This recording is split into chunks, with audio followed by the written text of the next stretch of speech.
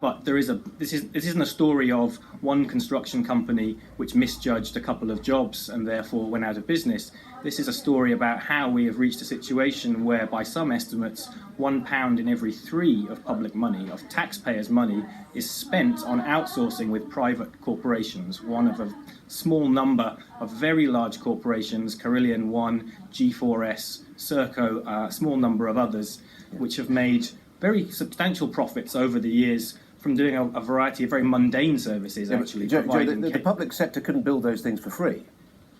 No, that's absolutely right. Those things can't be built for free. What I was going to say was that these companies are huge. They take on a whole range of activities. So, for example, very mundane activities like providing school meals or meals to hospitals.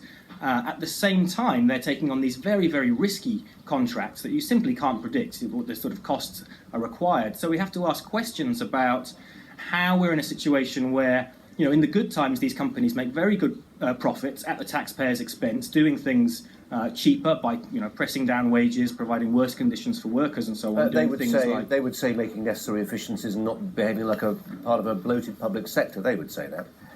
But how do you provide school meals at a cheaper cost than the public sector? The only way you can do it is to provide worse wages, worse conditions. So that's how it's kind of the government does its dirty work by getting it off its own books and allows these companies to cut down costs. But providing absolutely essential services, prisons, schools, hospitals, roads, as you said. But surely the point is they're competing against other providers. There may be an argument here for too many players in the market, perhaps competition being too stiff, but the mere fact there is competition, some people say can be a good.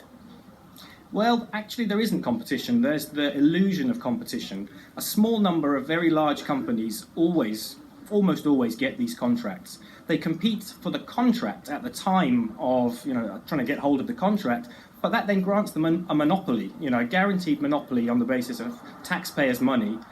And in there is also an implicit guarantee from the taxpayer that when something like this happens, when it goes wrong, the taxpayer will bail them out.